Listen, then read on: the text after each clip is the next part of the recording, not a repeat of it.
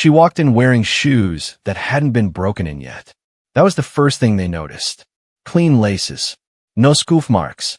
The kind of shoes that haven't suffered anything.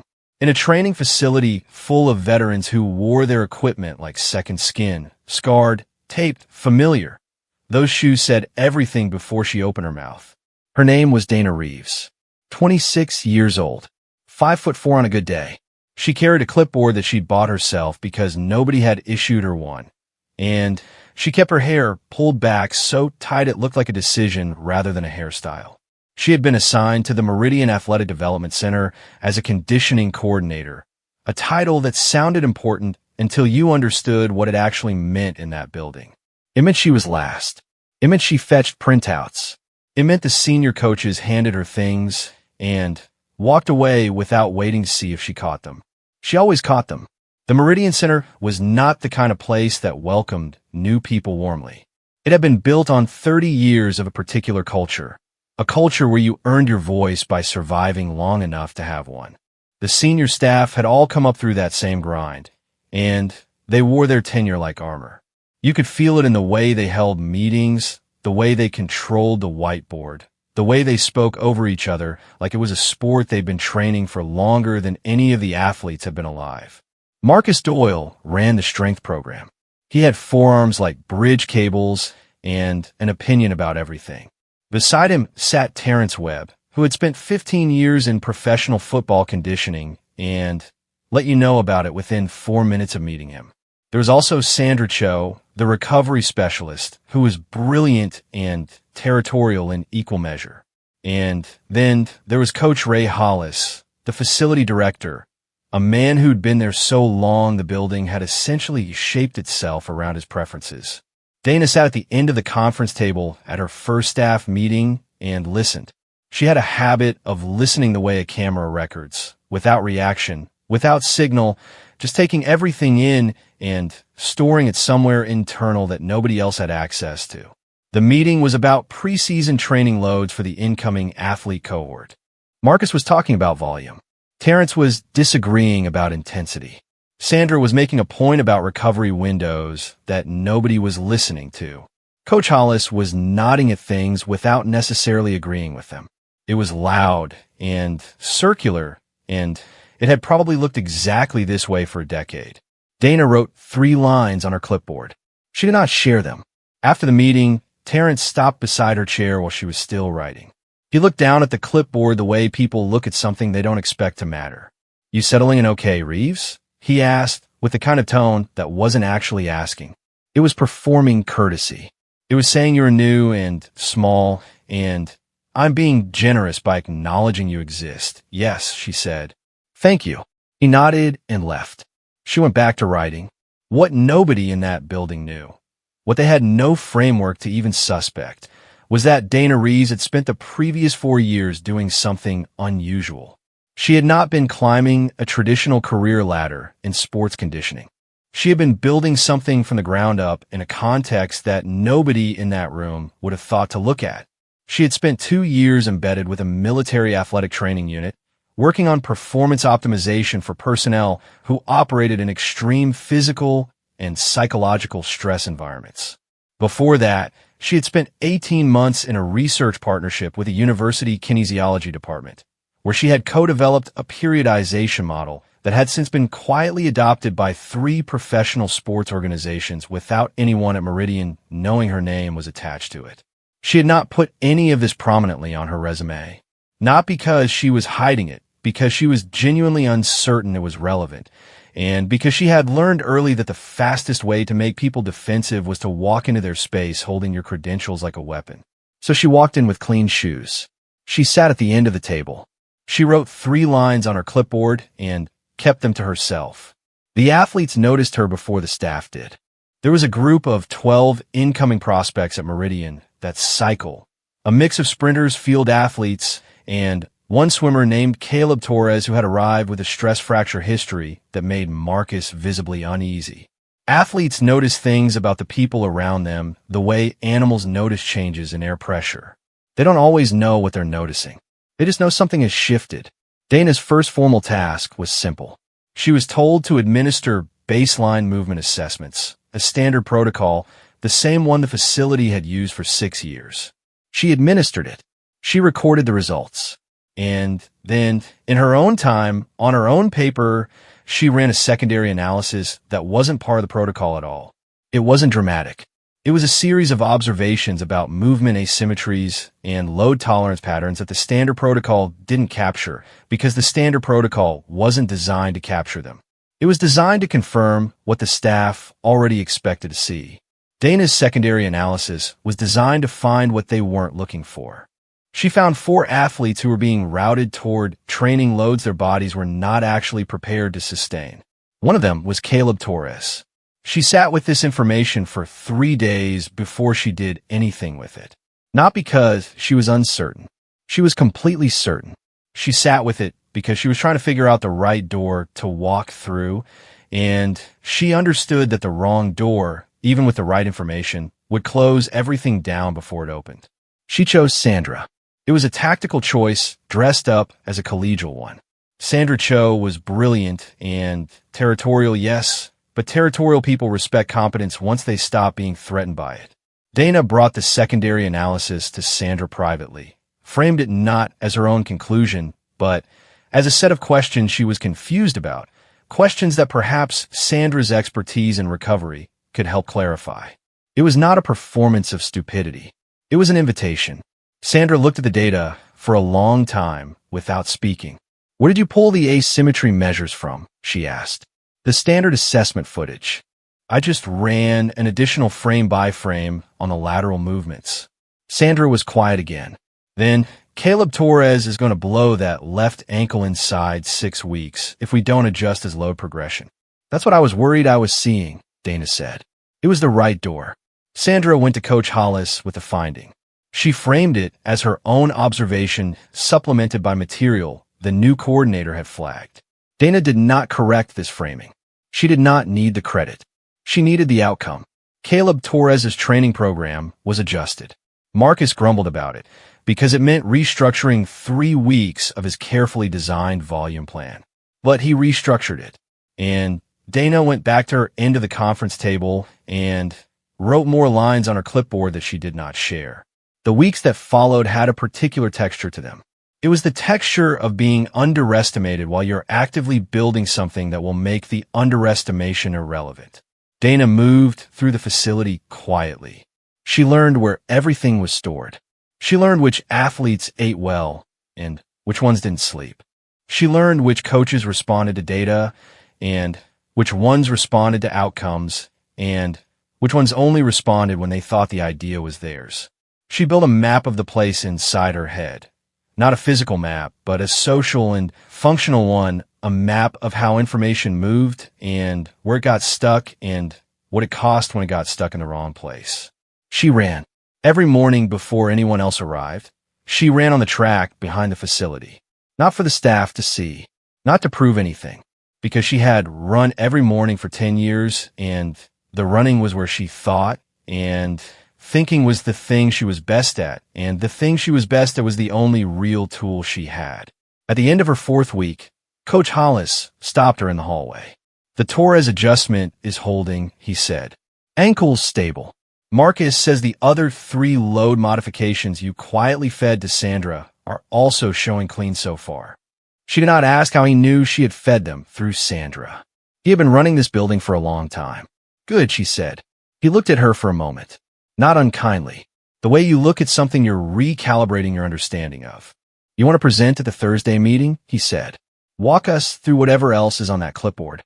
She considered it. The Thursday meeting was Marcus's stage. Terrence's stage. Asking to present there at 4 weeks in with clean shoes was the kind of thing that could go one of 2 ways. She thought about the 4 athletes she'd already identified. She thought about the 2 more whose patterns she was still watching. She thought about the periodization model sitting in her head that this facility needed and didn't know it needed. "Yes," she said. "I'll present Thursday." She went back to her end of the table that evening after everyone had left. The room was quiet, and she sat there alone with the clipboard and the silence and the fact that nobody in that building had any idea what Thursday was going to look like. She wrote for 2 hours straight. The shoes by this point had their first scuff marks. A small one.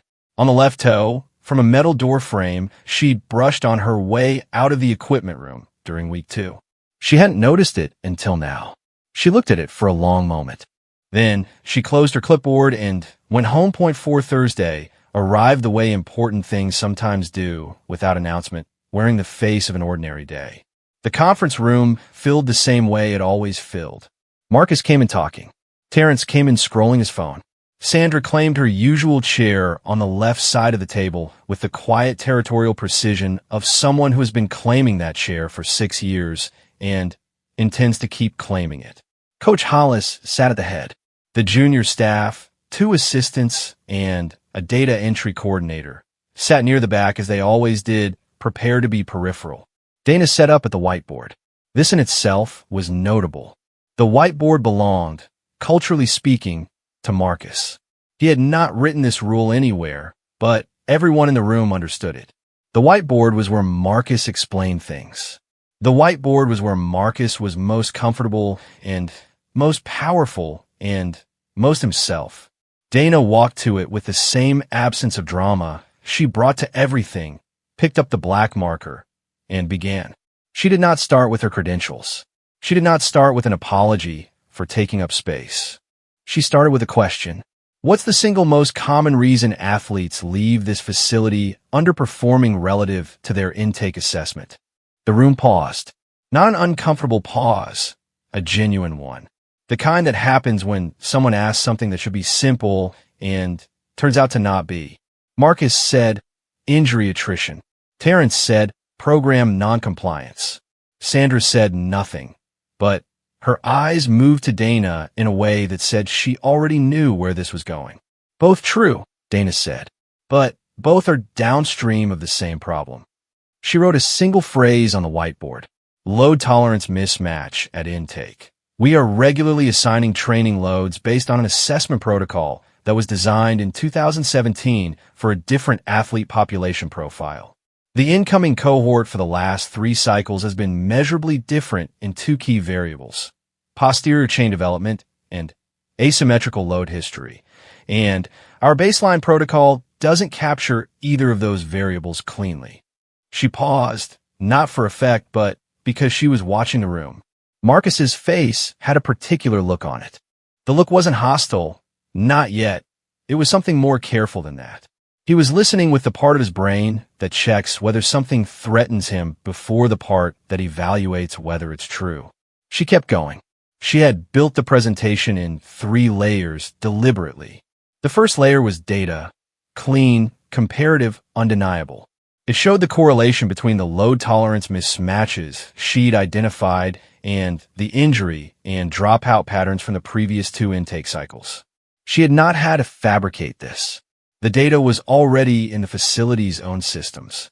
She had simply looked at it differently than anyone had thought to look at it before, connected 2 columns that nobody had previously connected, and followed the line where it led. The second layer was the solution, a modified intake assessment protocol she had drafted that added 2 movement screens and 1 load tolerance measure to the existing standard. 45 additional minutes per athlete. That was it. 45 minutes at intake, and the facility's ability to route athletes accurately into appropriate training loads would improve substantially. She had the research to support it. She put the citations on the board. The third layer was the hardest one. The third layer was the current cohort. She named the 2 additional athletes she had been watching, beyond Torres, and the other 3 Sandra had already helped redirect. She presented their patterns. She showed the projections. She was careful and specific and completely without drama. She did not say, I think, or it seems like, or you might want to consider. She said what she saw. She said what the data said. She stopped talking. The room sat with it. Terrence spoke first. Where did you get the time to run all of this? He didn't sound hostile. He sounded genuinely curious, which was different. Mornings, she said. I come in early. Marcus set his pen down. The 2017 protocol was designed by the University of Michigan Partnership. We paid a significant amount of money for it. I know, Dana said. It was a good protocol for the athlete population at the time. The population has shifted. You're saying we need to scrap it. I'm saying we need to add to it. The core is fine. The intake picture is incomplete. There was a silence that had weight to it. The kind of silence that is actually a negotiation happening in real time, conducted in looks and breath and the angle of people's spines in their chairs. Coach Hollis had not spoken yet. He was doing the thing he sometimes did in meetings, being very still and watching everyone else move. He did it when he was deciding something. Dana had observed this in her first week and cataloged it. Sandra said, "The Torres adjustment is 5 weeks clean. The other 3 are holding." She said it to the room, not to Dana. But she said it. That was the pivot. Marcus picked his pen back up, not to write, just to have something in his hand. "Show me the 2 new athletes' movement data," he said. The raw footage. She pulled it up. What followed was 40 minutes that had a different quality than anything that had happened in that room in recent memory. It was not a presentation anymore. It was a working session. Marcus asked technical questions that were sharp and probing and completely good faith, the questions of someone who genuinely knows their field and is running a new framework through their own rigorous filter. Terrence asked about implementation timelines. Sandra pushed on the recovery implications of the modified intake process. One of the junior assistants in the back raised her hand and asked something about data storage that was actually quite smart, and Dana answered it directly, and the junior assistant looked slightly stunned to have been addressed like a full person. Coach Hollis said, near the end, "The modified protocol. How long to pilot it?" "1 intake cycle," Dana said. 4 weeks. I can run it parallel to the standard assessment, so we have a comparison data set." "Do it," he said. Marcus looked at the whiteboard. He looked at it for a moment in the way people look at things they are recategorizing. "The posterior chain screen," he said. "Send me the sourcing on that." "Already in your email," Dana said. "I sent it this morning." He blinked. Then something happened in his face that was not quite a smile and not quite a concession, somewhere between them. The expression of a person who has been in the game long enough to recognize quality when it sits in front of him, even when it arrived in shoes that were too clean. The meeting ended. People filed out. Terrence stopped at the door and looked back at her with an expression she recognized, the recalibration expression, the one Coach Hollis had worn in the hallway weeks ago. "Where'd you train?" he asked. She told him. The military unit. The university partnership.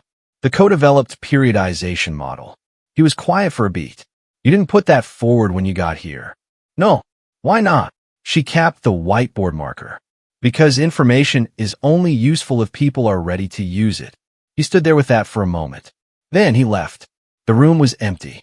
Dana stood at the whiteboard alone and looked at what she'd written on it. The phrase was still there. Load tolerance mismatch at intake. She did not erase it. She left it exactly where it was, not as a statement, but as a reminder for the next meeting, for whoever walked in first and saw it before she arrived. She picked up her clipboard and walked out. The following 3 weeks had a different texture than the ones before. Not dramatically different. The building was still the same building. The culture was still the culture. The relationships were still shaped by the years of hierarchy that had built them. But something had shifted at a frequency that the facility could feel without being able to name. It was the frequency of competence recognized. It is an uncomfortable frequency for organizations that have been running on the comfortable assumption that all competence has already been accounted for. Marcus began sending her athletes to assess. Not through Sandra, not indirectly, directly. He'd appear at her office door and say a name, and she would nod and go find them. It was not warm exactly, but it was real. It was 2 professionals who had found the correct register with each other, which is sometimes the best version of a working relationship you get. Terrence invited her to observe his conditioning sessions and offer feedback. This was significant. Terrence did not invite people to observe him. He had invited 2 people in 15 years. She sat in the corner with her clipboard and watched and wrote and, at the end, offered him 2 observations framed as questions. He argued with the first one and then came around to it 2 days later and never mentioned that he'd argued with it. She did not bring it up. Sandra and she had lunch once a week now, usually working lunches usually about recovery data, but occasionally not. Occasionally, the lunches moved sideways into something that was closer to friendship or the early architecture of it. Two women in a field that still had not fully figured out what to do with women who were too good to ignore, eating sandwiches, and not talking about that out loud, because some things are understood without being said. The two athletes Dana had flagged in the Thursday presentation were redirected into the modified load progressions. Both of them, 6 weeks later, were performing above initial projection. One of them, a sprinter named Nia Wallace, came to Dana's office one afternoon and sat down in the chair across from her desk without being invited. Nia was 22. She had a habit of chewing the inside of her cheek when she was trying to figure out how to say something. She chewed it now. Then, somebody changed my program 3 weeks ago. It was you, wasn't it? It wasn't a question. There was a team decision to modify some load progressions, Dana said. Nia looked at her in the direct, stripped-down way that athletes sometimes look at people, without the social padding civilians use. My times are down by half a second. My left hip doesn't lock anymore after long sessions. She paused. I've been here 2 years, and nobody caught that. Dana did not fill the silence. Thank you, Nia said. She got up and left. Dana sat at her desk for a moment after the door closed. She put her pen down. She looked at the wall in front of her, which was not interesting, which had nothing on it except a nail hole from something a previous occupant had hung and then taken with them. She picked her pen back up. The pilot assessment protocol finished its first full cycle at the end of week 7.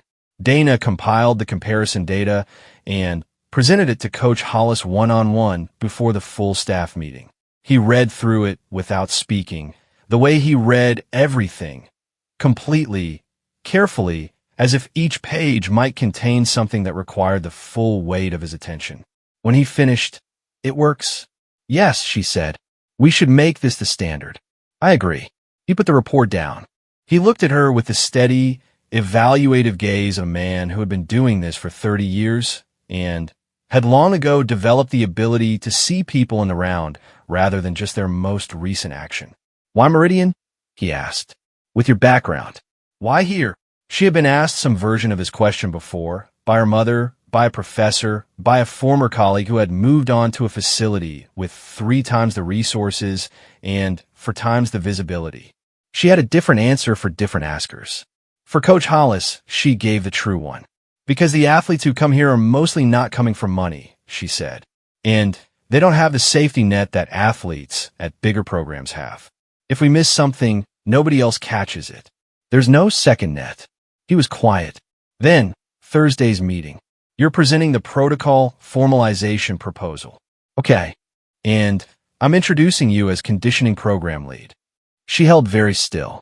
Not from surprise. Exactly. More from the particular stillness of something landing that you have been working toward so long you stopped letting yourself want it too clearly. "Marcus," she started. "Marcus is strength. You're conditioning. They're not the same role, and you both know it." He knows it too. He stood up, indicating the meeting was finished. "Thursday," he said. She walked out into the hallway. It was empty and fluorescent lit and smelled like the industrial cleaning product they use on the floors every Tuesday and Friday. She stood there for a moment. Her shoes by now had several scuff marks. The original one on the left toe. 2 new ones on the right. A scrape across the heel from a piece of equipment she'd been helping move last week because she was there and it needed moving. She had stopped noticing the shoes entirely. They were just her shoes now. She walked back to her office and opened her clipboard. There was still work to do before Thursday. The news came from outside the building, which is how the most important things usually come. Not from the inside where everyone is busy protecting what they already have, but from somewhere nobody thought to watch. A National Athletic Development Review panel had been quietly auditing regional training facilities for the past 2 quarters. Not punitive audits, assessment audits, the kind designed to identify best practices worth scaling. The Meridian Center had been on the list as a routine inclusion. Mid-sized facility. Decent outcomes. Nothing remarkable on paper. Then, someone on the panel looked at the last 2 cohort reports. The injury rate had dropped 31% in 1 cycle. Athlete retention through the first 12 weeks. Historically, the dropout window had gone from 67% to 89%. The performance gap between projected and actual outcomes, which had been running negative for 3 consecutive cycles, had flipped positive. For athletes who had been flagged at intake as high risk for early career attrition were instead progressing cleanly. The panel sent an inquiry. Coach Hollis sat with it for 24 hours before he brought it to the staff.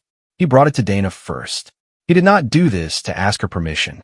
He did it because the inquiry was functionally about her work, and she deserved to know before she heard it in a room full of people. They want to do a site visit, he said. Review the assessment protocol. Talk to the staff. Potentially talk to the athletes. She read the inquiry letter twice, which was her habit with documents that required a response. Wants to understand the content. Wants to understand what was underneath the content. When? She asked. 6 weeks. She put the letter down. Okay. Duh. He said her name in the way people say names when they want to make sure you're listening with more than your surface. This is going to change some things. Inside the building and outside it. I want you to know that before it starts. She understood what he was saying. He was saying that attention, once it arrives, doesn't leave things the way it found them. He was saying that the quiet architecture she had built inside Meridian, the careful, patient, brick-by-brick work of the last several months, was about to be handled by people who hadn't been part of building it, and would have opinions about it anyway. I know, she said. She did know. She had known this was coming in the abstract way you know things when you're paying close enough attention to the direction the wind is blowing. She had not known the specific form it would take, but she had known that good work done in small places eventually becomes visible, and that visibility is not the same thing as recognition, and that recognition is not the same thing as respect, and that you have to be prepared for all 3 of those things arriving in the wrong order and from the wrong direction, and sometimes wearing an expression that looks like scrutiny but is actually fear. The 6 weeks before the site visit had a particular charge to them.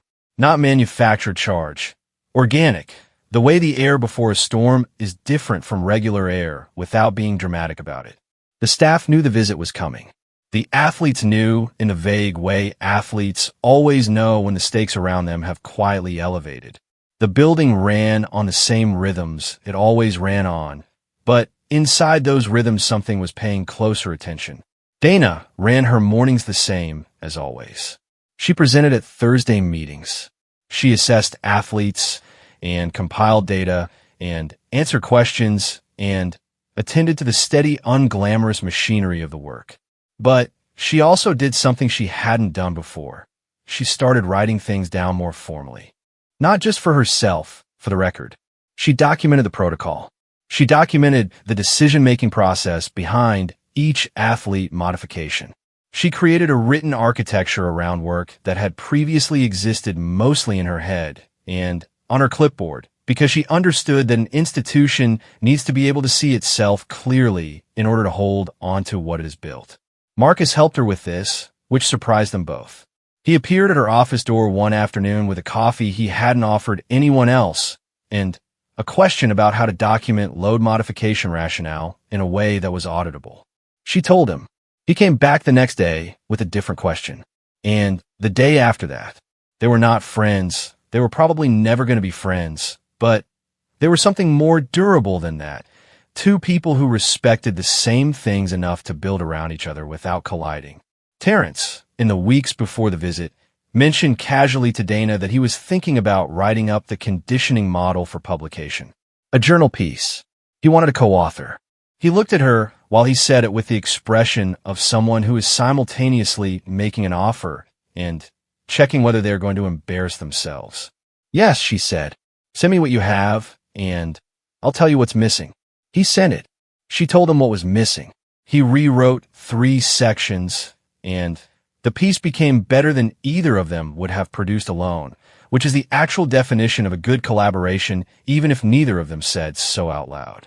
The day the panel arrived, it was raining. Not dramatically raining. The specific gray flat rain that makes everything look slightly more serious than it is. 3 panel members came. A woman named Dr. Felicia Osei, who ran regional sports science for the national body, a former Olympic conditioning coach named Albert Prine, who had the permanently evaluative expression of someone who has spent decades watching athletes perform under pressure and learned to read things quickly, and a data analyst named Tom Garland, whose job was essentially to be skeptical of everything and document that skepticism for the record. They were given a tour. They attended a morning session. They sat in on a Thursday meeting, which had not been staged for them. Dana had insisted on that. She ran her usual meeting format and presented the current cohort's mid-cycle data and fielded questions from the staff as she always did, and the panel sat in the back and watched and took notes. Tom Garland asked her, after the meeting, how long she had been developing the modified intake protocol. She told them about the university partnership, the military unit, the earlier research. He made a note, not in a suspicious way, in the way of someone adding a piece to a picture that is beginning to cohere. And, you came here directly from that work? He asked. Yes. Meridian isn't exactly. He paused, choosing words. The highest profile facility on the list, she said. No. She had answered this question before, in this room, to Coach Hollis. But she expanded it now, for a stranger with a notepad. The athletes who can afford to train at high-profile facilities have cushion. They have resources and second chances and backup systems. The athletes here are mostly working with one shot. If the training environment fails them, the shot is gone. She paused. The quality of the work should not be dependent on the size of the budget. Garland wrote something down. She did not try to see what it was. Dr. Osei spent most of her time with the athletes. Not in formal interviews. She walked the facility, watched sessions, asked athletes individual questions in the way of someone who knows that official answers and honest answers are different things and prefers the latter. She spent 15 minutes with Nia Wallace, who Dana would have predicted. Nia told her the truth, which Dana also would have predicted, because Nia's conversational mode was essentially just honesty wearing different clothes depending on the occasion. She spent time with Caleb Torres, whose ankle had remained stable through 12 weeks of training that his previous trajectory suggested would have injured him by week 6.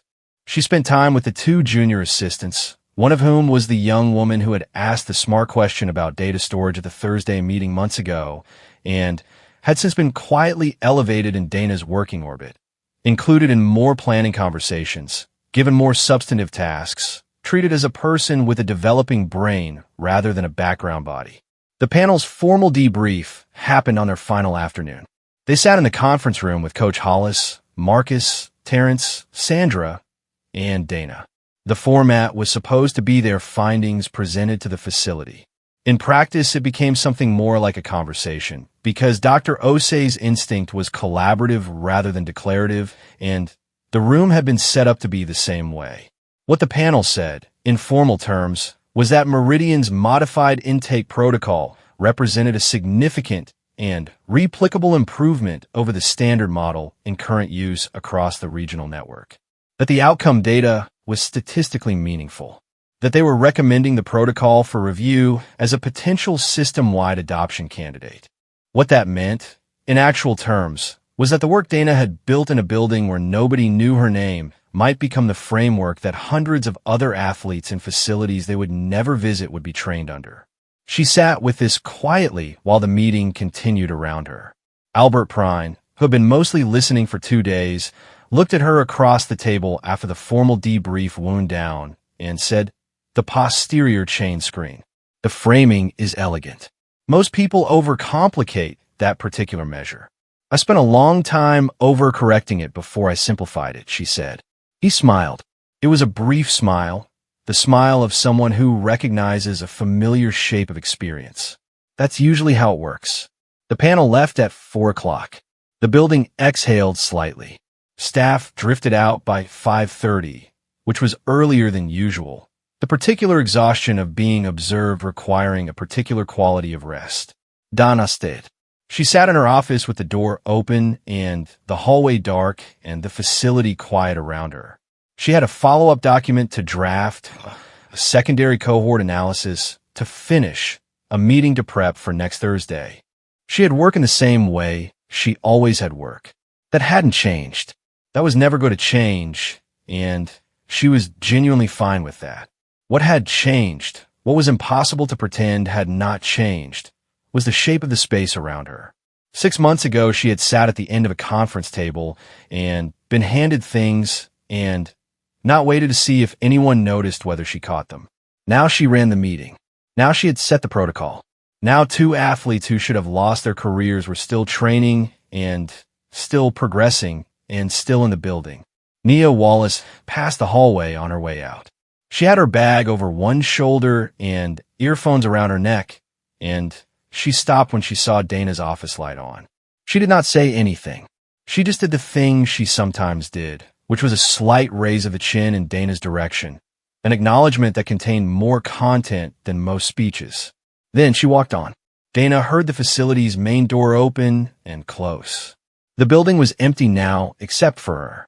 She pulled her clipboard toward her, open to a fresh page. There was something she'd been turning over for the past week, a gap in the protocol's second cycle implementation that she hadn't fully addressed yet, a question about how the asymmetry measures performed with athletes who had prior surgical histories versus those with developmental asymmetries, which were different things that the current model still handled the same way and shouldn't. She started writing. The shoes were on her feet, same as always. Battered now, thoroughly. The left toe scuff had been joined by a constellation of smaller marks. The right side had taken a hit at some point from the corner of the equipment room door. The laces were not the original laces. She'd replaced them at week 9 when the left one frayed. The soles were starting to wear unevenly on the outer edge, which was information about the way she distributed weight when she ran, information she had filed away alongside everything else. They did not look new. They looked like shoes that had been somewhere. Shoes that had carried someone through a thing and were prepared to carry her through the next one, and the one after that for as long as she needed them to. She wrote for 2 hours. Then she closed the clipboard, turned off the office light, and walked out through the dark facility into the rain that was still falling outside, small and gray and patient, the same rain it had been all day. She ran home. Nobody saw her go. She didn't need them to. The work was in the building. It would be there in the morning. It would be there next week. It would be, if the panel's recommendation moved forward, in buildings across the region that had never heard her name, attached to athletes who would improve because of a framework built by a woman who walked into a facility wearing shoes too clean and sat at the end of a table and listened before she spoke. Nobody gives you credit for the listening. Nobody ever does. The listening is the part that happens before the thing that looks like the story. The listening is where the story actually starts, in the quiet, in the early mornings, in the 3 lines on the clipboard nobody asked to see. She knew that. She had always known that. That was the whole point.